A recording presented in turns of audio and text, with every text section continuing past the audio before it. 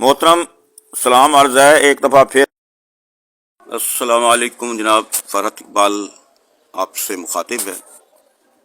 मुझे फौरी तौर पर एक बात शेयर करनी थी अपनी पाकिस्तानी अवाम से। वो ये है कि मैं जब साइंस टीचर था तो मुझे चंद माह की तनख्वाहें मुख्तलिफ़ पीरियड्स की मुझे नहीं दी गई, क्योंकि अंडर इंक्वायरी था। इंक्वायरी के दौरान मुझे तनख्वाहें नहीं दी जाती थीं। जो मेरी इंक्वायरियाँ मुकम्मल हुई तो मैंने फिर क्लेम दाखिल किए, बिल सबमिट किए, तो उस पर मुझे लिखा गया कि ये तो पेमेंट हो चुकी है। तो इस तरह के जो ब्लेंडर हैं कई मरतबा मेरे साथ गवर्नमेंट के इदारों ने किए, क्योंकि मैं रिश्वत खोरों के ख़िलाफ़ काम करता हूँ और यही मेरा सबसे बड़ा कसूर बन गया है। बहरहाल इस दौरानिए में मैंने हाई कोर्ट से रजू किया तो कई रिकवरियाँ हुई, मुख्तलिफ लोगों के पास रकूम बरामद हुई, थोड़ी थोड़ी मुझे मिल रही थी, रिकवरी हो रही थी कि मिस्टर जस्टिस आबिद हुसैन चट्टा, justice of Lahore high court ने तमाम रिकवरीज जितनी भी होने वाली थी उसको रुकवा दिया और इल्ज़ाम लगा दिया मेरे ऊपर कि ये तो पहले ले चुका है। वही बात जो गवर्नमेंट आज से 20 साल पहले कह रही थी कि हमने दे दी हैं, वही आज मुझे फिर यही आबिद हुसैन चट्टा के मुंह से कहलवाया गया और रिटर्न उसने मुझे लिख के दिया कि पेमेंट हो गई है। हालांकि पेमेंट नहीं हुई। गवर्नमेंट अभी मुझे मज़ीद पेमेंट करने वाली थी कि जस्टिस आबिद हुसैन चट्टा ने जानबूझकर ज़ाती रंजिश की बिना पर मेरी तमाम पेमेंट्स को रुकवा दिया है। उल्टा तहसीलदार मुल्तान को यह हुक्म दिया है कि वो ज़बरदस्ती फ़रहत इकबाल से मनवाए कि वो अपनी रकूम ले चुका है। इससे पहले यही बात जनाब जस्टिस नज़ीर अहमद सिद्दीकी ने पुलिस को ऑर्डर किया था कि वो ज़बरदस्ती फ़रहत इकबाल से लिखवाए कि उसे पेमेंट्स हो गई है। 2005 की बात है। इसके बाद अल्लाह का शुक्र है कि वो अल्लाह ने जस्टिस नज़ीर अहमद को मेरे रास्ते से हटा दिया, जो मेरे ख़िलाफ़ बहुत आगे तक चला गया था और पुलिस के ज़रिए ज़बरदस्ती मनवाना चाहता था। हालांकि पेमेंट्स मैंने नहीं ली।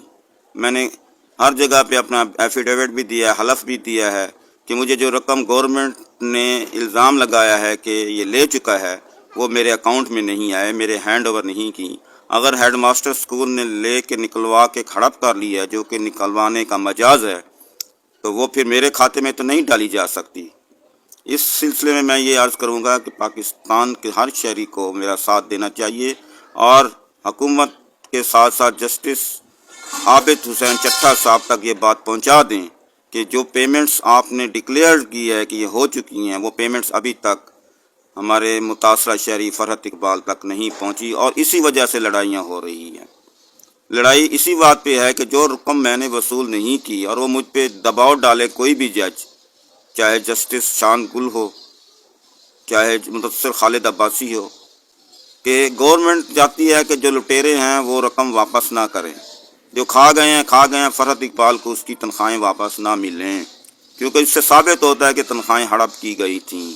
तो इस सिलसिले में जो सरकारी वकील है ये बैठकर जस्टिस आबिद हुसैन चट्टे से बात कर चुका है, साजिश कर चुका है और साजिश में जस्टिस आबिद हुसैन चट्टा मुलव्विस है।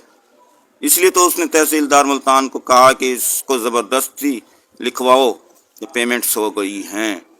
अब ये बात आप तक इसलिए पहुंचा रहा हूं कि खुदा न खास्ता अगर कोई नुकसान सानिया हो गया तो ज़िम्मेदार जस्टिस आबिद हुसैन चट्टा होगा, जिसने कहा है कि इससे ज़बरदस्ती लिखवा के दो, चाहे इसने रकम वसूल की है या नहीं की, फिर भी इससे लिखवाओ ज़बरदस्ती। तो ये कोई अच्छा तरीका है?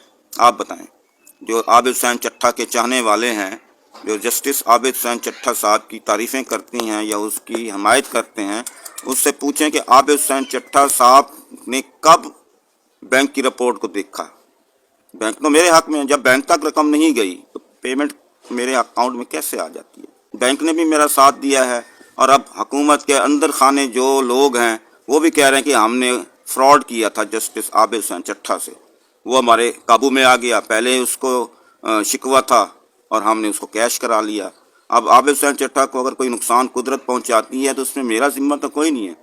अगर मुदस्सिर खालिद अब्बासी को 2017 में कन्फर्म नहीं हुआ तो उसमें मेरी तहरीरी शिकायत का तो इतना दखल नहीं है, और 22 में जस्टिस मोहम्मद शान गुल साहब अगर कन्फर्म नहीं हुए, घर भेज दिए गए, तो उसमें मेरी तहरीरी शिकायत का क्या कसूर है?